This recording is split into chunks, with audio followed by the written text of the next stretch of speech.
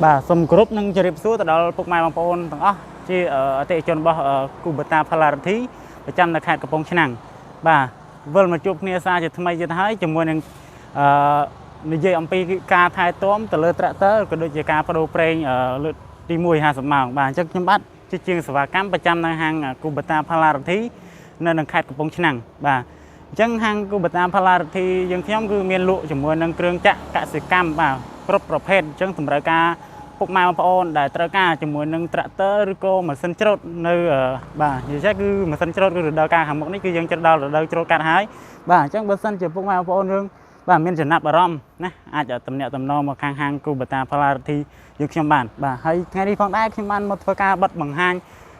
និយាយអំពីការថែទាំទៅលើការបដូរប្រេង50ម៉ោងរបស់ត្រាក់ទ័រ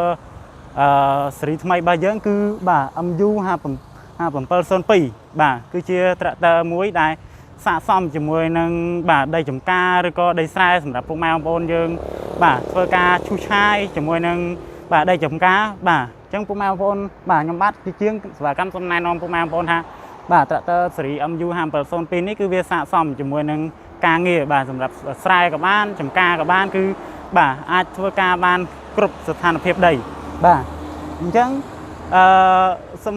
ជម្រាបទៅដល់ពុកម៉ែបងប្អូនថាហាងគូបតាផលរទ្ធីយើងខ្ញុំគឺមានលក់បាទជាមួយនឹងត្រាក់ទ័រ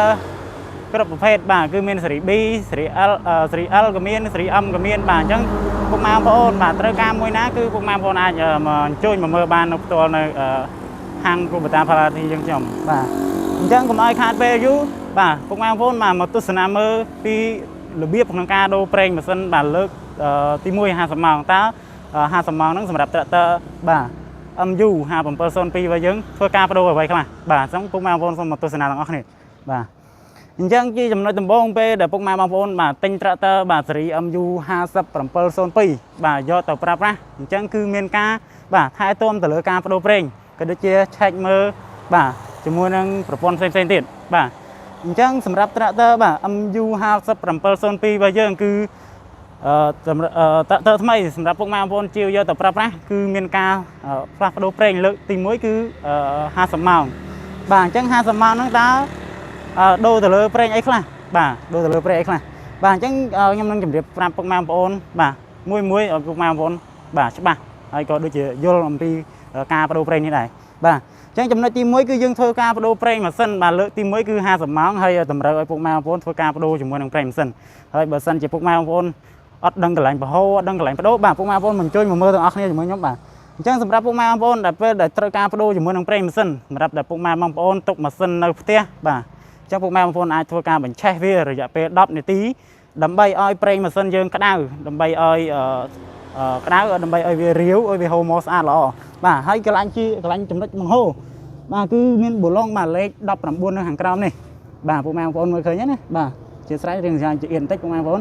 បាទនេះគឺជាប៊ូឡុងលេខ19ដែលមាន2នៅកាទៀខាងខាងពុកម៉ែបងប្អូនបាទអាចយកសោបាទលេខ19មកធ្វើការមូលបង្ហូរបាទគឺទាំងពីរពុកម៉ែបងប្អូនបាទទាំងសាងខាងបាទហើយជាស្រ័យវារៀងជាអៀនបន្តិចបាទអញ្ចឹងពុកម៉ែបងប្អូនអាចឃើញហ្នឹងកន្លែងនេះណាបាទអញ្ចឹងគឺពុកម៉ែបងប្អូនបាទយកសោបាទលេខ19យកមកធ្វើការមូលកាទៀវាគឺធ្វើការបង្ហូរទាំងសាងខាងបាទទាំងសាងខាងហើយបន្ទាប់មកទៀតគឺយើងធ្វើការបដូរជាមួយនឹងតម្រងប្រេងបាតបាទនេះគឺជាផ្នែកតម្រងប្រេងបាតបាទគឺនៅចំណុចមួយនេះបាទអញ្ចឹងផ្នែកតម្រងប្រេងបាតរបស់យើងនេះក៏ធ្វើការដូររយៈពេល50ម៉ោងដូចគ្នាបាទជាមួយនឹងកាត់ដូរប្រេងម៉ាស៊ីនដូរតម្រងប្រេងម៉ាស៊ីនបាទបន្ទាប់ពីពុកម៉ែបងប្អូនបាទធ្វើការបង្ហូររួចរាល់ហើយគឺពុកម៉ែបងប្អូនបាទអាចយកតម្រងថ្មីរបស់យើងនេះគឺជាតម្រងបាទរបស់ក្រុមហ៊ុនគូបតាយើងបាទគឺមានលេខកូដសម្គាល់ណាគឺមាន QR code ទៀតអញ្ចឹងគឺនេះគឺតម្រងសម្រាប់ឲ្យពុកម៉ែបងប្អូនប្រើប្រាស់ជាមួយនឹងត្រាក់ទ័រគូបតារបស់យើងបាទអញ្ចឹងបន្ទាប់ពីពុកម៉ែបងប្អូនបាទធ្វើការបង្ហូរឲ្យដុតតម្រងចេញហើយគឺពុកម៉ែបងប្អូនបាទយកជាមួយនឹងតម្រងថ្មីរបស់យើងគឺមួលចូលទៅនឹងត្រាក់ទ័របាទនេះជាស្រ័យនេះគឺខ្ញុំឧទាហរណ៍ទេបាទនេះគឺត្រាក់ថ្មីខ្ញុំអត់បានមួលបដូរឲ្យពុកម៉ែបងប្អូនមើលទេបាទអញ្ចឹងនេះគឺជាតម្រងដែលយើងធ្វើការផ្លាស់ប្ដូរបាទរយៈពេល50ម៉ោងបាទបន្ទាប់ពីពុកម៉ែបងប្អូនបាទធ្វើការបដូរជាមួយនឹងតម្រងប្រេងហើយណាមួលបិទនឹងបលុងកន្ទះហើយបាទពុកម៉ែបងប្អូនបាទយកប្រេងម៉ាស៊ីនបាទប្រេងម៉ាស៊ីនបាទ CA4 របស់យើងបាទដែលមានCA4 គឺមានរូបត្រាដំរីបាទមានរូបត្រាដំរីបាទយកទៅចាក់ចូលបាទ chẳng bây giờ chạy châu nó phụ mang bồn ngao đấy này tầm tractor bà du ham person pi của màn lip bà chẳng nhâm năng chấm điệp chun phụ mang bồn ha tractor bà du ha sắp person pi bà dưỡng cứ thưa ca chạm preng bà chấm nó với cứ làm pelit cho bằng mùi nè bởi phụ mang bông bồn ót cham rồi có flex ấy phụ mang bông bồn anh mơ sticker để cái bật nơi chấm mùi năng tractor bà dưỡng bà cứ preng mà sân cứ làm pelit cho bằng mùi bà phụ mang bông bồn anh mơ nơi sticker này bán bà rồi có phụ mang bông bồn trong đồ và tập bị vẽ 50 ម៉ោង ទៅទៀត គឺ យើង ដូរ នៅ ពេល វគ្គ 250 ម៉ោង ក្រោយ ទៀត បាទ បន្ទាប់ ពី ធ្វើ ការ ដូរ លើក ទី 2 បាទ អញ្ចឹង ពុក ម៉ែ បងប្អូន អាច មើល នៅ ចំណុច ទាំង នេះ មួយ នេះ បាន បាទ ហ្នឹង ហើយ បាទ ហើយ គឺ កន្លែង មួយ ទៀត ផ្នែក ចាក់ ចូល បាទ ផ្នែក ចាក់ ប្រេង ម៉ាស៊ីន ចូល គឺ យើង ធ្វើ ការ ចាក់ នៅ ចំណុច ទាំង នេះ បាទ ពុក ម៉ែ បងប្អូន នេះ កន្លែង ចំណុច មួយ នេះ គឺ យើង ធ្វើ ការ ចាក់ ប្រេង បាទ របស់ យើង ប្រេង ថ្មី គឺ យើង ធ្វើ ការ ចាក់ ចូល នៅ ចំណុច មួយ នេះ បាទ ហ្នឹង គឺ យើង ចាក់ នៅ ចំណុច មួយ ហ្នឹង បាទ បន្ទាប់ ពី យើង ផ្លាស់ ប្ដូរ ប្រេង ម៉ាស៊ីន ហើយ បាទ គឺយើងមានបន្ថែមនឹងការបដូរមួយទៀតគឺតម្រង់ hydraulic គឺហៅថាតម្រង់ប្រេងបូមបាទអញ្ចឹងតម្រង់ប្រេងបូមនេះគឺសម្រាប់ tractor បាទ MU 5702របស់យើងគឺយើងមានតែតម្រង់មួយទេគឺនៅខាងក្នុងនេះបាទអធិស្ឋានពុកម៉ែបងប្អូនណារៀងចៀតបន្តិចណាហ្នឹងហើយអញ្ចឹងជួយក្រុមកាមេរ៉ាជួយចាប់ឲ្យច្បាស់បន្តិចនេះបាទពុកម៉ែបងប្អូនមើលឃើញទេបាទនេះជាមួយនឹងតម្រង់បាទប្រេងបូមឬក៏ហៅថាតម្រង់ hydraulic បាទគឺធ្វើការផ្លាស់ប្ដូរពេល50ម៉ោងដូចគ្នាបាទសម្រាប់តម្រង់មួយនេះបាទអញ្ចឹងតម្រង់ហ្នឹងគឺពុកម៉ែបងប្អូនបាទពេលដែលពុកម៉ែបងប្អូនប្រើដល់50ម៉ោងក៏ត្រូវការទិញជាមួយនឹងតម្រង់ហ្នឹងយកទៅធ្វើការផ្លាស់ប្ដូរដូចគ្នាបាទប៉ុន្តែប្រេងយើងអត់ទាន់ដូរទេយើងដូរតែតម្រង់បាទបាទហើយបន្ថែមពីការបដូរប្រេងគឺយើងមានការឆែកថែទាំបាទទៅលើតួម៉ាស៊ីនបាទអញ្ចឹងការឆែកមើលគឺយើងឆែកមើលចំណុចមួយណាខ្លះបាទអញ្ចឹងពុកម៉ែបងប្អូនមកទស្សនាជាមួយខ្ញុំបន្តទៀតបាទយើងបន្ទាប់ពីយើងបដូរប្រេងហើយបាទអញ្ចឹងបន្ទាប់ពីយើងបដូរប្រេងហើយយើងមកឆែកមើលជាមួយនឹងការថែទាំទៅលើអាគុយក៏ដូចជាឆ្នាំង air បាទអញ្ចឹងគឺយើងធ្វើការបើកក្រោមម៉ាស៊ីនសិនបាទដើម្បីឆែកមើលជាមួយអាគុយបាទចំពោះម៉ែបងប្អូនបាទធ្វើការដោះដូចខ្ញុំបានដោះក្នុងបង្ហាញក្នុងវីដេអូហ្នឹងមកបន្ទាប់មកយើងលូកដៃបាទទាញជាមួយនឹងកន្លះដំបូលបាទងាយស្រួលក្នុងការធ្វើការបើកពេលពុកម៉ែបងប្អូនឆែកមើលបាទគ្រាន់តែលូកដៃទាញមកបាទគឺដំបូល tractor យើងនឹងធ្វើការបើកដោយខ្លួនឯងបាទហើយគឺជាប្រភេទដំបូលប្រើបូមតែមួយនៅខាងផ្នែកខាងក្នុងបាទអញ្ចឹងបន្ទាប់ពីយើងធ្វើការបើកដំបូលហើយគឺយើងឆែកមើលទៅលើប្រព័ន្ធបាទអាគុយរបស់យើងបាទអញ្ចឹងគឺយើងឆែកមើលទៅបើពុកម៉ែបងប្អូនប្រើប្រាស់មានការបាទធូរក្បាលអាគុយឬក៏មានការឡើងស្នំពុកម៉ែបងប្អូនអាចលាបជាមួយនឹងខ្លាញ់គោបាននៅក្បាលអាគុយនេះតិចបាទហើយមួយទៀតគឺបាទចំណុចពិសេសនេះគឺជាឆ្នាំង air បាទឆ្នាំង air របស់យើងគឺជាប្រភេទឆ្នាំង air ស្ងួតបាទមានរហូតដល់2ជាន់បាទអញ្ចឹងចាំមើលខ្ញុំដោះឲ្យពុកម៉ែបងប្អូនមើលបាទអញ្ចឹងឆ្នាំង air យើងនេះគឺជាប្រភេទឆ្នាំង air ស្ងួតដែលមាន2ជាន់បាទដែលឆ្នាំង air នេះគឺវាសម្រស់ខ្យល់ដែលស្អាតដើម្បីការពារទៅលើបាទក្រវ៉ាត់សេមីប៊ីស្តុងរបស់ម៉ាស៊ីនរបស់យើងបាទអញ្ចឹងយើងធ្វើការដោះវាចេញមកបាទងាយស្រួលក្នុងការដោះដាក់បាទពុកម៉ែបងប្អូនអាចធ្វើការដោះដូចខ្ញុំបានដោះឲ្យមើលអញ្ចឹងមកយើងវាធូរប្រឡងនេះតិចក៏បានដែរបាទណាវារៀងទៅតិចយើងបធូរប្រឡងនេះហ្នឹងហើយយើងធ្វើការដោះប្រឡងនេះចេញសិនមក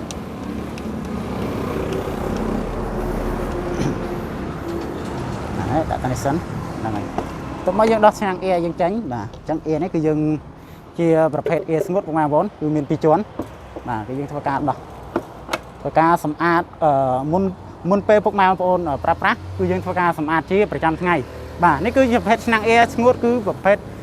ឆ្នាំង air របស់យើងគឺមាន2ជាន់បាទមាន2ជាន់ហើយនេះគឺជាឆ្នាំង air ធំ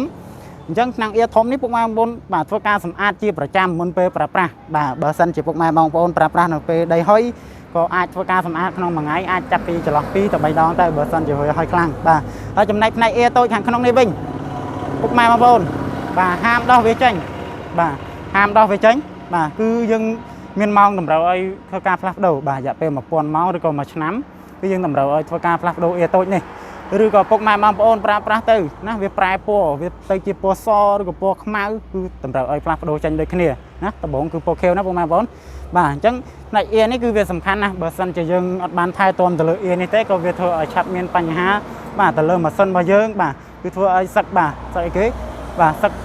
ឡតស្វាប់បាទសឹកក្រវ៉ាត់សឹកកាមីបាទបញ្ហាទៅដល់តាក់បូតាក់អីហ្នឹងគឺតាក់ចងជាមួយនឹងឆ្នាំង air មួយនេះនឹងឯងបាទអញ្ចឹងចំណុចឆ្នាំង air នេះខ្ញុំបង្ហាញពុកម៉ែបងប្អូនប៉ុណ្ណឹងហើយសម្រាប់ពុកម៉ែបងប្អូនដែលមានចម្ងល់អីអាចចូល comment បាននៅក្នុងការ live នេះហើយមួយទៀតចំណុចពិសេសនេះគឺនេះណា កន្លែងបំពង់បញ្ចុះទលីរបស់វាណាពុកម៉ែបងប្អូនហាមដាក់ឡើងលើណាហាមដាក់ឡើងលើគឺដាក់ចុះក្រោមហើយមួយទៀតពុកម៉ែបងប្អូនអាចមើលទៅលើសញ្ញាព្រួញណាឲ្យបាញ់ឡើងទៅលើបាទបាញ់ឡើងទៅលើបាទយើងធ្វើការដាក់ចូលបែបនេះបើករណីពុកម៉ែបងប្អូនដាក់ឡើងទៅលើបាទមានការភ្លៀងមកឬក៏មានទឹកមានអីមកគឺវាអាចហូរចូលវាខូចសំបុកអេរបស់យើងបាទអញ្ចឹងគឺយើងដាក់វាចុះក្រោមបែបនេះគឺជា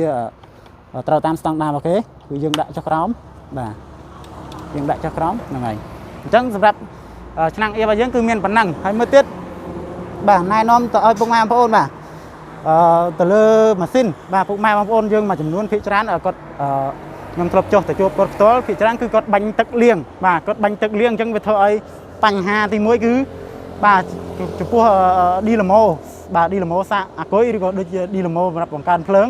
បាទអញ្ចឹងពេលដែលពុកម៉ែបងប្អូនយកទៅប្រើប្រាស់ហាមបាញ់ទឹកលាងណាពុកម៉ែបងប្អូនកាលណាពុកម៉ែបងប្អូនបាញ់ទឹកទៅបាទមានការឆ្លងគឺវាអាចនឹងបង្កើនភ្លើងបាទកាន់ជាច្រើនទៅធ្វើឲ្យជាបញ្ហាទៅលើអាគុយរបស់យើងបាទអាចបញ្ហាទៅលើអាគុយដោយសារអីពេលដែលពុកម៉ែបងប្អូនបាញ់ទឹកចូលបាទឌីណាម៉ូវាអាចទៅឆ្លងទៅជួនទៅវាអាចបង្កើនភ្លើងជួនទៅក៏វាខ្សោយភ្លើងអញ្ចឹងក៏វាអាចជាបញ្ហាទៅលើអាគុយឬក៏ប្រព័ន្ធភ្លើងកន្លែងណាមួយបាទអញ្ចឹងសម្រាប់ពុកម៉ែបងប្អូនយកទៅប្រើប្រាស់ម្ដុំឌីឡាម៉ូឬក៏តួម៉ាស៊ីននេះហាមបាញ់ទឹកលាងណាពុកម៉ែបងប្អូនបាទកាលណាយើងបាញ់លាងទៅគឺយើងអាចមានការឆ្លងហើយមួយទៀតនេះចំណុចដែលសំខាន់នោះគឺកន្លែងតាប់ឡូនេះតែម្ដងបាទកន្លែងតាប់ឡូតែម្ដងហាមពុកម៉ែបងប្អូនបាញ់ទឹកលាងកាលណាបាញ់ទឹកលាងទៅម្ដុំនេះគឺមានពុយស៊ីបមានរលាបាទគឺមានច្រើនមែនតើបាទគឺនៅក្នុងតាប់ឡូនេះនៅក្នុងប្រអប់នេះណាពុកម៉ែបងប្អូនបាទអញ្ចឹងពុកម៉ែបងប្អូនកុំឲ្យបាញ់ណាកាលណាបាញ់វាអាចឆ្លងណាពុកម៉ែបងប្អូនបាទយើងអាចយកតែខ្យល់ផ្លុំទៅបានហើយបាទហើយមួយទៀតសម្រាប់ត្រាក់ទ័ររបស់យើងនេះគឺខ្ញុំមានការបង្ហាញតែប៉ុណ្ណឹងបើសិនជាពុកម៉ែបងប្អូនយើងមានចម្ងល់ពុកម៉ែបងប្អូនអាចចូលខមមិននៅក្នុងការ live នៅក្នុងថ្ងៃនេះបាទហើយមួយទៀតចង់ជម្រាបជូនទៅដល់ពុកម៉ែបងប្អូនថាត្រាក់ទ័ររបស់យើងមានការធានាណាពុកម៉ែបងប្អូនបិទនៅនេះណាបាទបិទនៅនេះណាការធានាគឺរយៈពេលបាទ2ឆ្នាំឬក៏2000ម៉ោងណាពុកម៉ែបងប្អូនបាទពុកម៉ែបងប្អូនអាចមើលនៅ sticker ដែលគេបិទនៅនឹងជាប់នឹងត្រាក់ទ័ររបស់យើងបាទអញ្ចឹង2ឆ្នាំឬក៏2000ម៉ោងហ្នឹងបាទអញ្ចឹងគឺសម្រាប់ការធានារបស់ត្រាក់ទ័របាទ MU 5702បាទអញ្ចឹងជាចុងក្រោយខ្ញុំបាទមានតែប៉ុណ្ណឹងបើពុកម៉ែបងប្អូនយើងមានចម្ងល់ឬក៏បងប្អូនដែលគាត់ប្រើជាមួយនឹងត្រាក់ទ័រ Kubota របស់យើងពុកម៉ែបងប្អូនមានចម្ងល់កន្លែងណាក៏អាចចូល comment ឬក៏តេតាមលេខទូរស័ព្ទដែលដាក់នៅក្នុងការ live ហ្នឹងតែម្ដងបាទអញ្ចឹងជាចុងក្រោយខ្ញុំបាទមានតែប៉ុណ្ណឹងបើខ្ញុំនិយាយទៅមានការខុសឆ្គងកន្លែងណាក៏សូមអធិស្ឋានពីពុកម៉ែបងប្អូនបាទទាំងអស់ដែលបានចូលមើលវីដេអូនៅក្នុងថ្ងៃនេះបាទអញ្ចឹងក៏សូមអរគុណសូមជម្រាបលា